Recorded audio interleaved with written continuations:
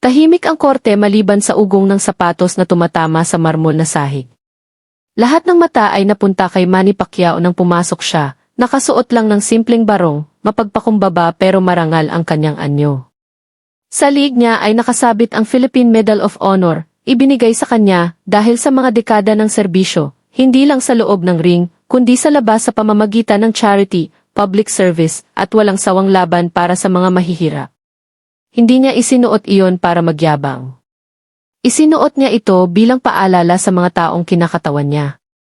Pero hindi lahat ay ganoon ang nakakita. Nakaupo sa mataas na upuan, pinakit ang mga mata ng presiding judge, halatang nainis. Sumandal siya pasulong, matalim ang boses na tumatago sa katahimikan. Luis Pacquiao, ito ang korte ko. Alisin mo agad yang medal na iyan. Wala kang pinagkaiba sa iba rito. Napuno ng bulalas ang kwarto. Nagpalitan ng gulat na tingin ang mga nanonood. May mga bumulong sa hindi makapaniwala. May mga tinakpan ang bibig. Sandali ring natigilan si Manny. Hindi dahil hindi niya matanggap ang narinig, kundi dahil sa sobrang casual na pagbigkas nito, parang walang halaga ang paghubad sa kanyang dignidad. Hindi nagmalaki si Manny. Dahan-dahan, matatag ang kamay, binuksan niya ang kawad at maingat na inilagay ang medal sa kahoy na mesa sa harap niya. Nanatiling kalmado ang mukha niya, pero sa mga nanonood, nag-aalab ang galit sa dibdib. Umiti ng mayabang ang judge, tinapik ang gavel na parang nanalo na.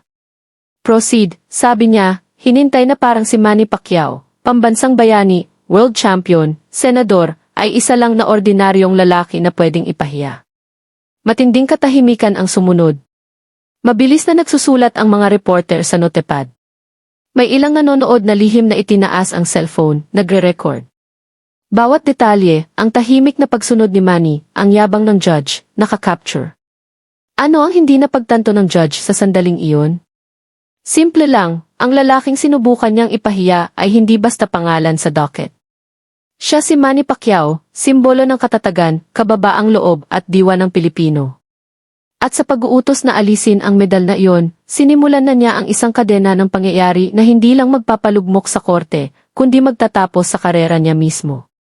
Akala ng judge, ipinahiya niya si Manny Pacquiao, pero sa loob ng ilang araw, makikita ng buong mundo kung sino talaga ang nasa korte. Para sa karamihan sa korte na iyon, ang Medal of Honor ay simpleng accessory lang, makintab na bagay sa league ni Manny Pacquiao. Para sa judge, distraction iyon, baka pahamon sa otoridad niya. Pero para kay Manny, higit pa iyon. Kinakatawan nito ang mga dekada ng sakit, tiyaga at sakripisyo. Hindi ito ibinigay dahil sa pagkatalo ng kalaban sa boxing ring, kahit na ang mga panalo niya ay nag-angat sa espiritu ng buong bansa. Ibinigay ito dahil mas malaki ang ibinigay ni Manny kaysa sa kinuha niya, mga ospital na itinayo sa liblib na lugar, scholarship para sa mga batang hindi makapangarap, relief goods na na-deliver sa biktima ng baha nang walang tulong mula sa gobyerno. Kahit simbolikal lang, ang pag-alis nito ay parang insulto hindi lang sa kanya, kundi sa bawat Pilipinong sumama sa kanyang paglalakbay. Habang tahimik na nakaupo si Manny sa korte, lumipad ang isip niya pabalik. Naalala niya ang pagiging batang lalaki sa General Santos City, walang sapatos, may dalang plastic bag na puno ng tinapay na ibinebenta sa kalye. Naalala niya ang hapdi ng gutom sa tiyan, ang mahabang gabi na natutulog sa sahig ng masikip na barong-barong. Noon, wala siyang itinuring na espesyal. Isa lang siyang walang pangalan na mahirap na batang lumalaban para mabuhay. Ang Medal of Honor ang patunay kung gaano kalayo ang narating ng batang iyon. Patunay na kahit gaano kaliit ang simula, maaaring lumaki ang kadakilaan mula sa hirap. Pero sa korte na iyon, ang utos ng judge, alisin mo agad yang medal, ay nagbalik sa kanya sa walang kapangyarihang batang iyon. Nakita lang ng mga nanonood ang isang boksinggero na sumusunod sa nakakahiyang utos. Hindi nila nakita ang baha ng alaala, ang hapdi ng bawat insultong tiniis niya sa daan.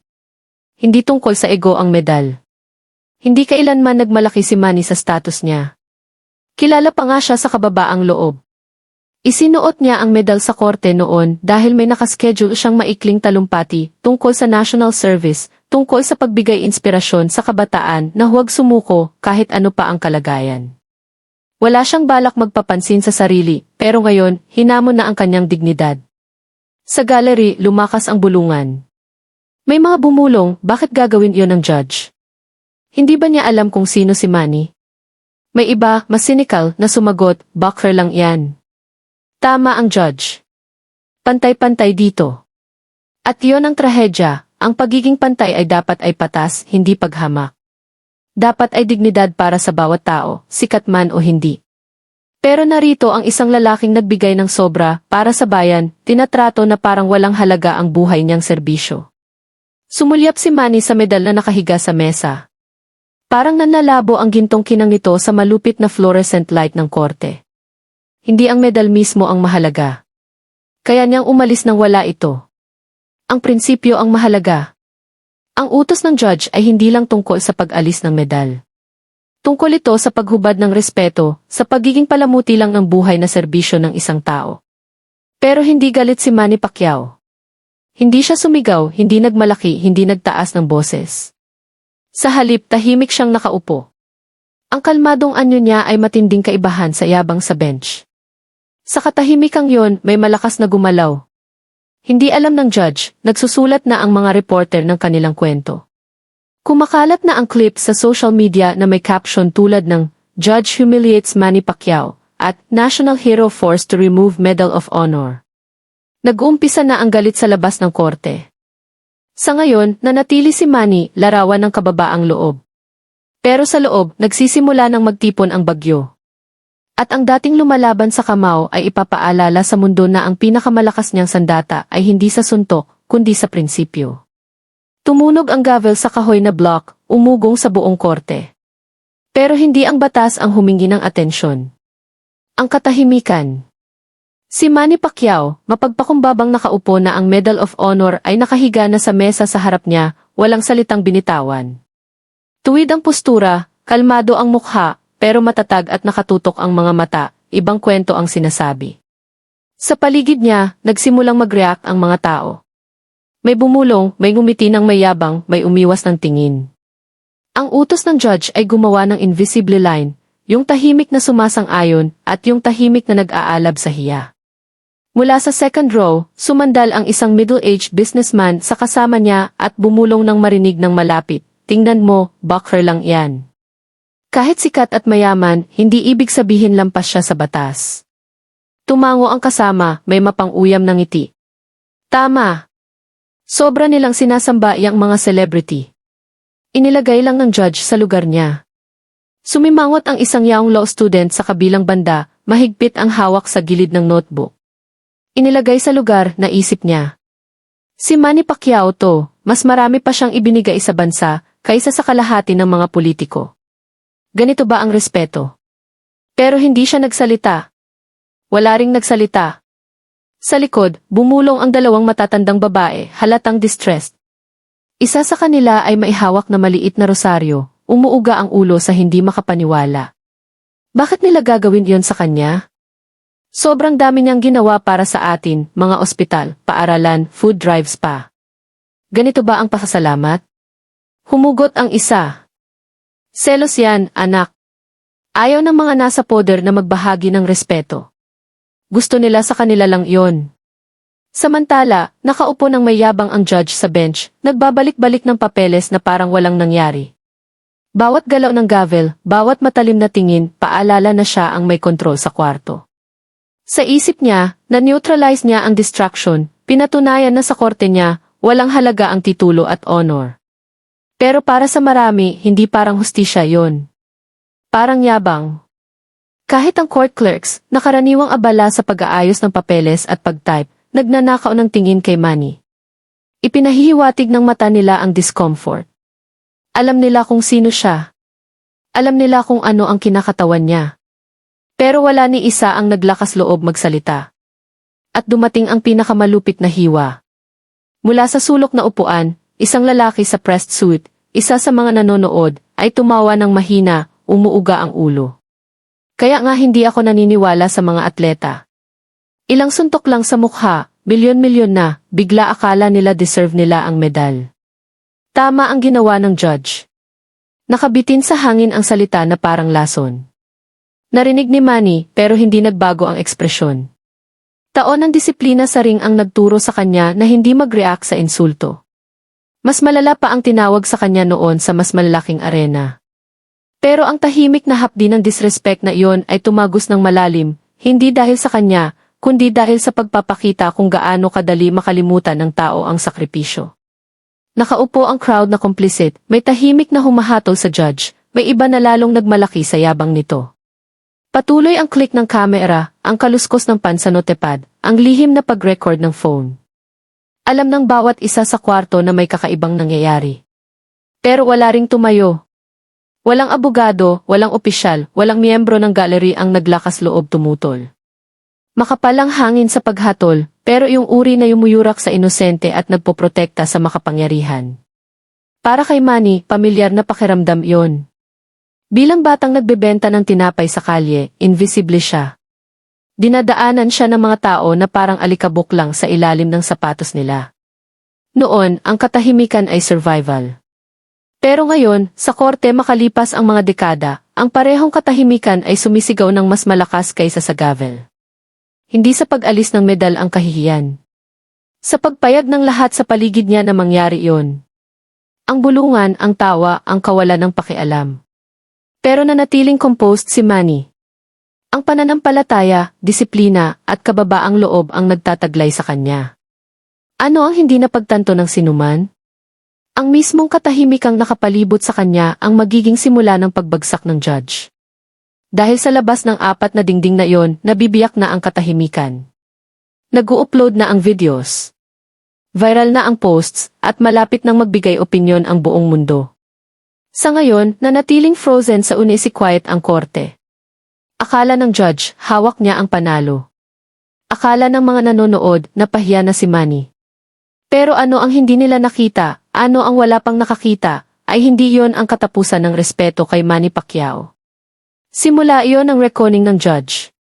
Tahimik na nakaupo ang Medal of Honor sa kahoy na mesa, sumasalamin sa fluorescent light ng korte. Ang makintab na ibabaw nito ay sumasalamin sa mga hindi mapakali na mukha sa paligid. Para sa judge, piraso lang iyon ng metal, accessory na matagumpay niyang naalis para patibayin ang otoridad. Pero para sa lahat ng nanonood, naging simbolo na ito. Nakaupo ng walang galaw si Manny Pacquiao, nakatupi ng maayos ang kamay, hindi mabasa ang ekspresyon. Hindi galit, hindi talo, ang katahimikang iyon ay gumawa ng sariling tensyon. Inaasahan siyang magprotesta, tumayo, kahit magsalita. Pero simpleng nakaupo lang siya, kalmado pa rin. Pero hindi yon passivity. Pasensya yon. Nang walang napansin sa una, inayos ni Manny ang posisyon ng medal. Maingat niyang inilagay sa gilid ng mesa, hindi itinulak na parang walang halaga, kundi maingat, sadya, na parang sinasabi, mahalaga pa rin to, kahit hindi mo makita. Subtle act. Tahimik na defiance. At nakuha ito ng kamera. Itinaas na ng mga reporter ang lens. Malambot na click ng shutter ang pumuno sa kwarto. Sa gallery, may nanonood na lihim na nag-angle ng phone, nakunan ng malinaw ang medal sa harap ng boxing champion na naging senador. May isa pang nag-zoom sa kalmadong mukha ni Manny, kaibahan sa malamig na tingin ng judge. Ano ang hindi lubos na napagtanto ng mga nasa korte? Na ang mga larawang yon ay inu-upload na. Tweets, Facebook posts, Instagram stories. Judge humiliates Pacquiao, forces him to remove Medal of Honor. Humility versus arrogance. Manny Pacquiao remains calm after insult. Is this how we treat national heroes? Sa loob ng ilang minuto, dumadami ang likes, shares, comments. Sumisilip na ang kwento sa labas ng korte, kahit patuloy ang session sa loob. Sa kwarto, lumalapot ang tension. Lumapit ang young law student sa kaibigan. Naramdaman mo ba? May nangyayari. Sobrang tahimik niya. Hindi pa tapos to.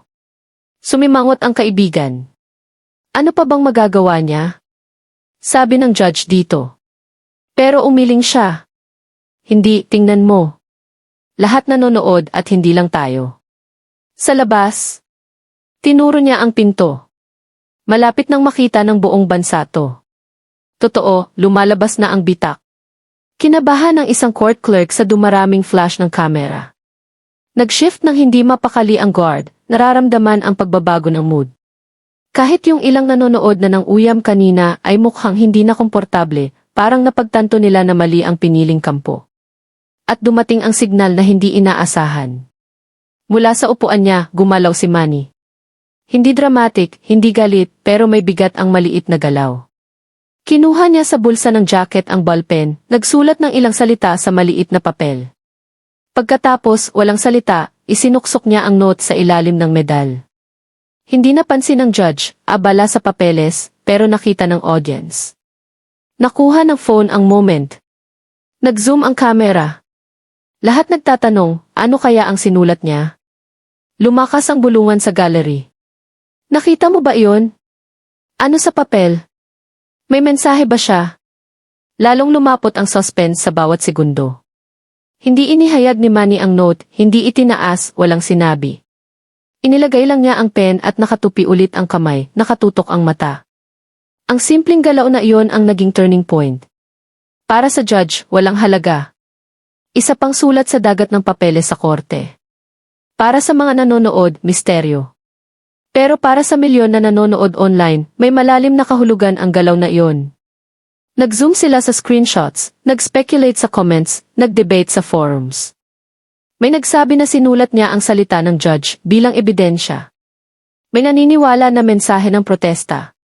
May nagbiro na susunod na knockout punch yon, hindi sa kamao, kundi sa salita. Ano man yon, ang katahimikan sa paligid nito ang nagpalala ng suspense.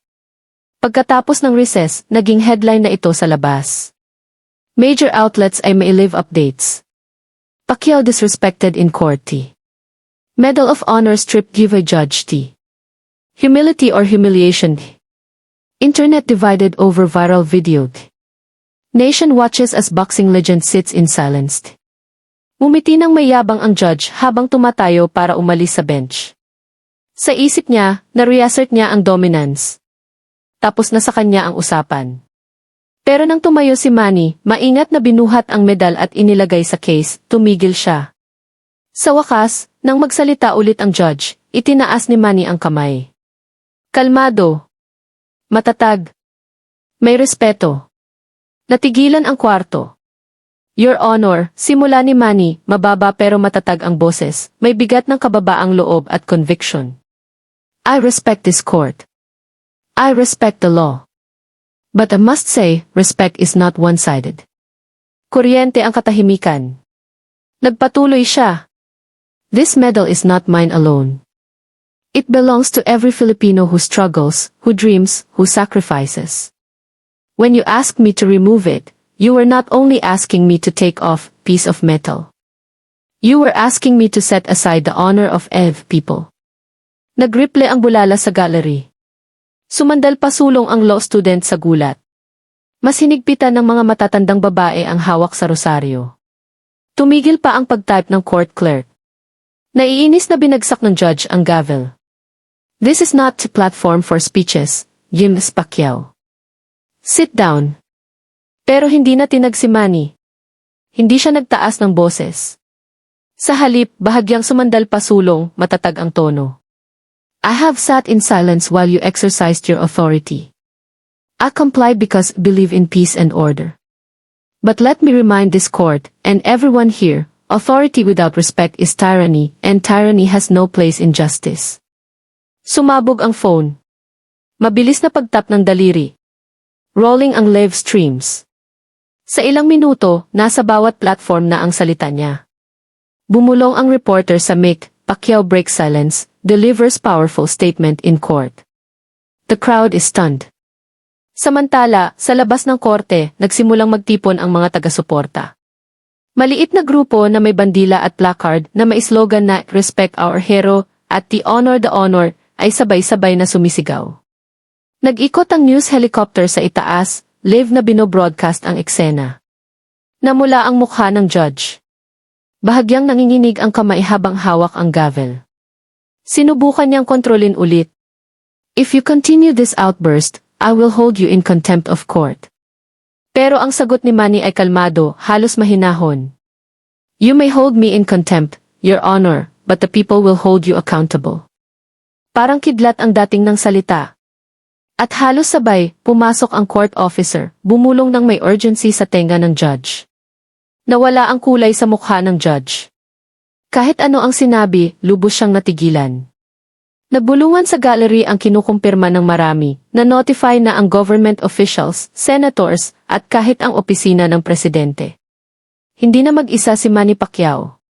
Bigat na national at international attention ang bumabagsak sa korteng yon. Bumulong ang young law student, halos hindi makapagpigil ng excitement, binago niya. Hindi niya kailangang sumigaw. Naalala lang niya sa lahat kung sino siya. At sino nga ba siya? Higit pa sa boxing champion. Simbolo siya. Isang lalaking naglakbay mula sa kahirapan patungo sa kadakilaan na nagbigay inspirasyon sa milyon. Isang lalaking lumalaban hindi para sa sarili kundi para sa mga walang boses. Sumandal ang judge sa upuan, parang buhangin na dumudulas ang otoridad sa kamay. Akala niya, ang pagpapahiya kay Manny Pacquiao ay magpapataas sa kanya, magpapatunay ng dominance, pero sa halip, inilantad nito ang yabang niya sa mundo. Sa unang pagkakataon noon, binuhat ulit ni Manny ang Medal of Honor. Hinawakan niya ito, tiningnan ng tahimik, pagkatapos ay isinuot ulit sa liig. Hindi defiant, hindi mayabang, simpleng paalala sa sarili, sa korte, at sa bansa na hindi pwedeng utusan ang dignidad. Sumabog ang palakpakan sa gallery, kahit paulit-ulit na binabagsak ang gavel para sa order. At sa labas, lalong lumakas ang sigaw ng crowd, yumanig ang dingding ng korte. Justice for Manny. Respect the honor. Dumating na ang buong bagyo. Ang karera ng judge, dating hindi matitinag, ngayon ay nasa alanganin na. Paulit-ulit na tumunog ang gavel, pero ngayon hindi na para magbalik ng order. Nalulunod ito sa palakpakan, sa sigaw sa labas, sa buzz ng daan-daang phone na live stream. Nawala na sa kontrol ng judge ang korte. Sa loob ng maraming taon, namuhay siya sa katahimikan. Hindi tinanong ang otoridad niya. Hindi dinududa ang salita niya. Pero ngayon, sa harap ng kamera, sa harap ni Manny Pacquiao, ang katahimikan ay naging defiance. Bumalik ang court officer, urgency sa mukha. Lumapit at bumulong ulit. Sa pagkakataong iyon, nakita ng lahat ang nanginginig na kamay ng judge habang hawak ang papeles. Mabilis na kumalat ang balita sa gallery. The Supreme Court is watching. The Senate has released a statement. Even Malacanang is monitoring this case. Nagpalipat-lipat ang mata ng judge sa kwarto. Ang dating binabaliwala niyang kamera ay parang firing squad na nakatutok sa karera niya. At dumating ang moment na nag-seal nito. Pumasok ang pangalawang officer na may hawak na phone na may live stream. Sa screen, ang crowd sa labas. Libo-libo na, hindi na dose-dosen. Sabay-sabay silang sumisigaw. Respect our hero. Respect Manny. Tumigas ang mukha ng judge. Sinubukan niyang bagsakan ulit ang gavel. This is the courtroom. Order. Order. Pero wala ng otoridad ang boses niya. Takot na ang dala. Tahimik pa rin tumayo si Manny. Inilagay ang kamay ng mahinahon sa medal at nagsalita ulit. Your Honor, I have no desire to embarrass you. I only ask for fairness, for dignity, for the same respect you demand from us. Not for me, but for every person who walks into this room seeking justice. Hindi yon banta. Hindi atake. Katotohanan iyon, simple, hindi maikakaila. At sa katotohanan iyon, lalong lumiliit ang judge. Sumabog ulit ang gallery, ngayon hindi lang palakpakan, kundi sigaw ng tuwa. Kahit ang ilang clerks na karaniwang nakayuko ay nakikitang pumapalakpak ng lihim sa ilalim ng desk. At dumating ang breaking point. Pumasok ang bailiff na may official letter. Inabot diretso sa judge. Tahimik ang crowd, naghihintay. Tiningnan ng judge ang papel, tumigas ang labi. Nanlumo ang balikat. Official directive mula sa Judicial and Bar Council. Inquiry na inilunsad sa conduct niya, effective immediately. Napahiyaw ang korte. Ang businessman na nang uyam kay Manny kanina ay maputla na, umiiwas ng tingin. Mas hinigpitan ng young law student ang notebook, bumulong, nangyayari na. Nahuhuli na ng hustisya. Sinubukan ng judge na itago ang panik, pero ipinahihiwatig ng pawis sa noo. Nilinis niya ang lalamunan, dating malakas na boses ngayon ay nanginig. This court is adjourned. Hindi na niya binagsak ang gavel. Tumayo lang siya at lumabas, ang robe ay parang defeated soldier na sumusunod. Sumabog ang sigaw ng tuwa sa loob. Nagmadali ang reporter sa pinto, live updates. Sa labas, yumanig ang kalye sa sigaw ng tao. At sa gitna ng lahat, matatag pa rin si Manny Pacquiao. Hindi siya ngumiti ng may tagumpay. Hindi itinaas ang kamao sa panalo. Sa halip, inilagay niya ulit ang medal sa case at bumulong ng tahimik na dasal. Para sa kanya, hindi tungkol sa revenge. Hindi sa pagpapahiya sa judge. Tungkol ito sa pagpapaalala sa lahat na ang respeto ay hindi optional. Ito ang pundasyon ng hustisya. Habang lumalabas siya sa korte, naghiwalay ang crowd sa labas na parang alon. Nag-abot ang mga tao, hindi para hawakan ng mahigpit, kundi para saluhan, pasalamatan, ipakita ang pagmamahal. May umiiyak ng bukas, may nagtataas ng kamao sa solidarity. Lalong lumakas ang sigaw, umugong sa langit. Manny! Manny! Manny ni. At kahit maliit na tango lang ang binigay ni Manny bilang pagkilala, hindi siya nagpakitang gilas. Mapagpakumbaba siyang naglakad, kamay sa dibdib, muling nagniningning ang Medal of Honor sa barong niya. Sa likod niya, mag-isa na ang dating kinatatakutan na judge sa chambers, nanginginig ang inquiry letter sa kamay. Ang karera niya, dating hindi matitinag, nabasag sa isang araw. Hindi sa kamao ni Manny. Hindi sa galit. Kundi sa dignidad, kababaang loob at katotohanan na nakita ng milyon. Nag-activate ang hustisya. Nagsalita ang tao. At ang lalaking sumubok hubarin ang honor ni Manny ay nawala ang sarili. Kinabukasan, walang duda ang headlines. Judge under fire after humiliating Manny Pacquiao. Judicial Council launches investigation into abuse of authority. Pacquiao's dignity inspires a nation. Paulit-ulit na pinapalabas ng news outlets ang viral clips. Inanalyze ng commentators ang bawat detalye, mula sa matalim na utos ng judge na alisin ang medal hanggang sa kalmado pero makapangyarihang salita ni Manny, authority without respect is tyranny. Sa buong Pilipinas at higit pa, overwhelming ang response ng publiko. Binaha ng social media ang support messages. Mga fans, politicians, kahit international figures ay pinuri ang kababaang loob at lakas ni Manny. Isang tweet na mahigit 1 milyong share, he didn't raise his fists. He raised his voice with dignity. That's the true mark of a champion. Hindi nag-aksaya ng oras ang Judicial and Bar Council. Sa loob ng ilang araw, formal investigation na. Lumitaw ulit ang mga dating reklamo laban sa judge, akusasyon ng yabang, abuse of power, at disrespect sa ordinaryong mamamayan. Sa loob ng maraming taon, natabunan iyon sa katahimikan. Pero ngayon, kasama si Manny Pacquiao sa gitna, hindi na posibleng manahimik. Mas mabilis na bumagsak ang karera ng judge kaysa inasahan. Indefinite suspension pending trial. Ang dating mga pahayagan na nagpiprint ng rulings niya ay ngayon nagpiprint ng kahihiyan niya. Ang pangalan niya, dating simbolo ng otoridad, naging cautionary tale na. At si Manny, hindi siya nagmalaki. Hindi nagdiwang sa pagbagsak ng judge. Sa halip, naglabas siya ng maikling statement sa press. I hold no hatred in my heart. What happened was not about me, but about how we treat one another. Respect should not depend on titles, medals, or positions. It should be given to every person, regardless of who they are.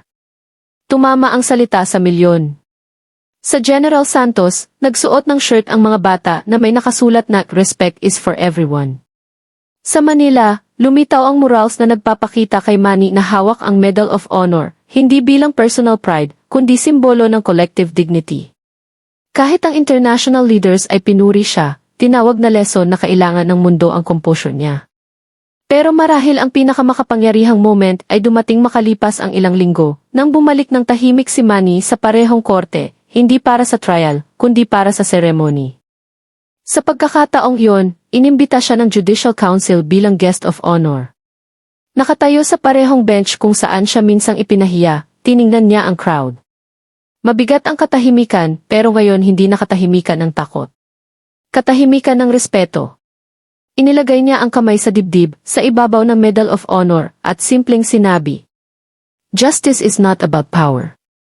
It is about fairness, and fairness begins with respect. Yumanig ang hall sa palakpakan na sumunod. Inilarawan ito ng reporters bilang redemption of dignity, Hindi para kay Manny, dahil hindi niya nawala yon, kundi para sa mga dating tahimik at ngayon nakakita ng boses. Habang sumisigaw ang crowd, ngumiti ng mapagpakumbaba si Manny at lumakad palayo. Hindi siya nagtagal, hindi nag-claim ng tagumpay. Para sa kanya, hindi tungkol sa pagtalunin ng judge. Tungkol ito sa pagpapaalala sa lahat, mula sa pinakamahirap na mamamayan hanggang sa pinakamakapangyarihang opisyal, ng isang katotohanan. Ang respeto ay hindi pribilehiyo. Karapatan ito. Hindi laging nakikipaglaban ang mga bayani sa kamao. Minsan, ang pinakadakilang laban ay nakikipaglaban sa kababaang loob.